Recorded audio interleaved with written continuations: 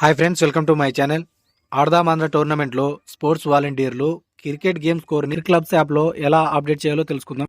అంతకంటే ముందుగా మన ఛానల్ మీరు ఫస్ట్ టైం కనుక చూస్తున్నట్లయితే లైక్ చేయండి, షేర్ చేయండి, సబ్స్క్రైబ్ చేసుకోండి. ఓకే, ఇక టాపిక్లోకి వెళ్దాం. ముందుగా ఈ వీడియో కింద డిస్క్రిప్షన్లో లింక్ ఇచ్చాను. అక్కడ వెళ్ళి ఆ లింక్ మీద క్లిక్ చేస్తే డైరెక్ట్గా ప్లే స్టోర్లోకి తీసుకెళ్తుంది. అక్కడ నుంచి ఈ క్లబ్స్ యాప్ని ఇన్స్టాల్ చేసుకుని ఓపెన్ చేయండి. నేను ఆల్రెడీ ఇన్స్టాల్ చేసుకున్నాను కాబట్టి డైరెక్ట్గా ఓపెన్ చేస్తున్నా. ఓపెన్ చేయగానే ఈ విధంగా ఓపెన్ అవుతుంది. ఇక్కడ యూజర్ నేమ్ పాస్వర్డ్ ఎంటర్ చేసి లాగిన్ అవ్వాల్సి ఉంటుంది.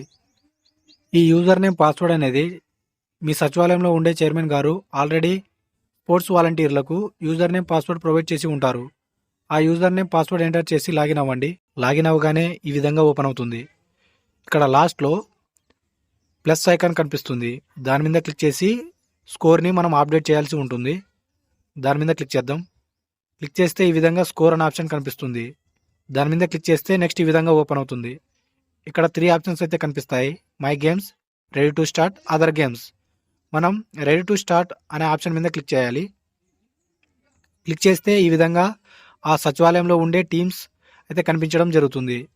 టీమ్ 1, టీమ్ 2 ఏ డేట్లో ఏ టైం అప్పుడు మ్యాచ్ ఉందనేది కనిపిస్తుంది. మనం ఆ మ్యాచ్ మీద క్లిక్ చేయగానే ఈ విధంగా 3 ఆప్షన్స్ అయితే కనిపిస్తాయి: start live scoring, update match summary, cancel అని. మనం అప్డేట్ మ్యాచ్ సమ్మరీ ఆప్షన్ మీద క్లిక్ చేయాలి. క్లిక్ చేయగానే నెక్స్ట్ ఈ విధంగా ఓపెన్ అవుతుంది. ఇక్కడ ఫస్ట్కి బ్యాటింగ్ ఫస్ట్ అని ఉంది కదా, దాని కింద టీమ్ 1, టీమ్ 2 కనిపిస్తాయి. ఏ టీం అయితే ఫస్ట్ బ్యాటింగ్ ఆడుతుందో ఆ టీం మీద క్లిక్ చేయాలి. ఇక్కడ నేను టీమ్ 1 ఫస్ట్ బ్యాటింగ్ ఆడుతుంది కాబట్టి టీమ్ 1 మీద క్లిక్ చేశాను. క్లిక్ చేసి నెక్స్ట్ మ్యాక్స్ ఓవర్స్ అనే ఆప్షన్ ఉంది కదా, దాని మీద క్లిక్ చేస్తే ఈ విధంగా ఎన్ని ఓవర్స్కు మ్యాచ్ అయితే పెడతారో అన్ని ఓవర్స్ మీద క్లిక్ చేయాలి. నేను మ్యాక్సిమం ఓవర్స్ 10 క్లిక్ చేసుకున్నాను.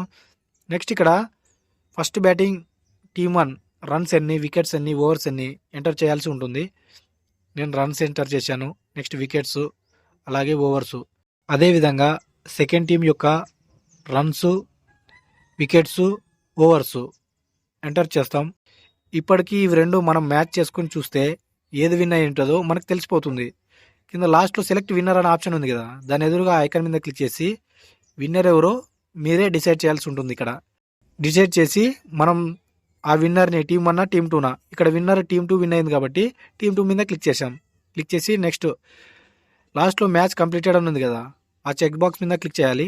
క్లిక్ చేసి నెక్స్ట్ యాడ్ ఇమేజ్ అని ఉంది కదా, దాని మీద క్లిక్ చేయాలి. క్లిక్ చేసి ఈ స్క్వేర్ కార్డు ఆఫ్లైన్ వాలంటీర్లు ఒక ఆఫ్లైన్ స్క్వేర్ కార్డ్ అనేది మెయింటైన్ చేస్తుంటారు ఎప్పటికప్పుడు.